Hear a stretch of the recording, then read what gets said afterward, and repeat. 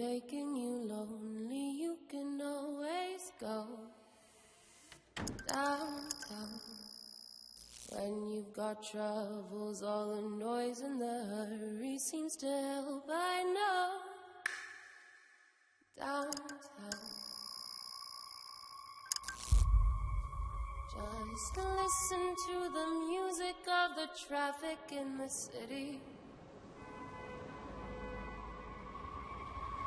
Linger on the sidewalks where the neon signs are pretty. How can you lose?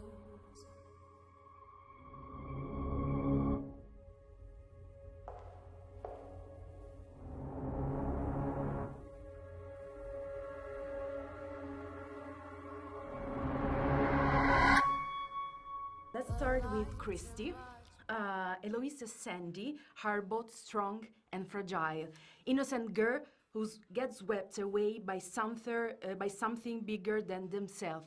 But they manage to get what they want without waiting for a cultural change. Do you think this should happen in reality as well? So, do we need to be faster than the political, cultural, and social system? Yes, I think women do. I mean, I think everyone does. I think we need to live the lives that we want to live and wait for the world to catch up to it. And if the world isn't catching up soon enough, start dragging it.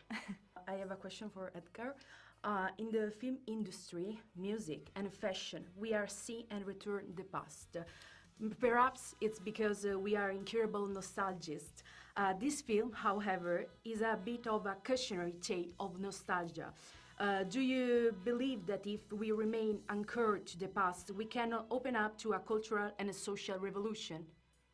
Well, I think the thing is that in a way, like, people tend to romanticize the past, that the further you get away from it, like, a lot of people, like, maybe their knowledge of it only relies on the great things that happened. And so I guess in a way that the whole point of the movie was that it's like a cautionary tale for time travelers, in the sense that, you know, a lot of people think about retreating back into a previous decade, that those were the good old days, but of course that's not true. And so I think the film sort of becomes about what has changed, but you know, what hasn't. It's as much about that as anything else. What is your relationship with the nostalgia? Well, I think I'm afflicted with nostalgia in terms of, I think that this film is my attempt to cure myself of my time travel fantasies, because I always have these fantasies about going back and being helpless to do anything. So I guess this is, you know, me trying to sort of fix that. Did it work? Have you cured it? I still want to go back. I mean, the same for me. I'm a hopeless nostalgic. When I lived in Soho, I used to love thinking about who had been in this flat before me, who had walked these streets before me. I still do. And making the film has only made me worse, I think. Yeah, I would love to go back even more. What is your go-time machine for traveling back in time? Cinema, dress, or music, or other? Ooh. You go first. I think music is my time travel device. Like, I think in this movie, like, the record player is essentially the TARDIS. That's what sends Eloise, like, spinning backwards.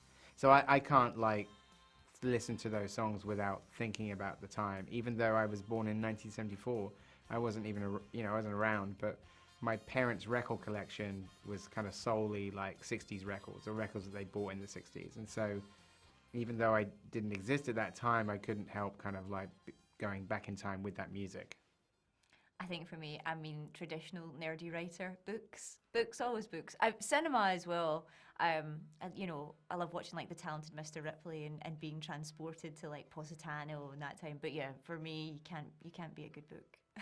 Can this type of film serve as more of a eye-opener for women or men?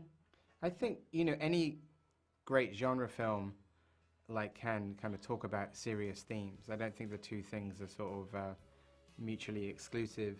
So that to me is always the thing that I love about this genre, is that you can actually, maybe you would reach people who wouldn't watch a drama or a documentary on the same subject. So that's my sort of hope, is that if you kind of come to see like a psychological thriller, but it actually has deeper themes and things that you go away thinking about, then that's, you know, a great result. Thank you for your time. It was a pleasure talking to you. Thank you so much. Everyone's waiting for you.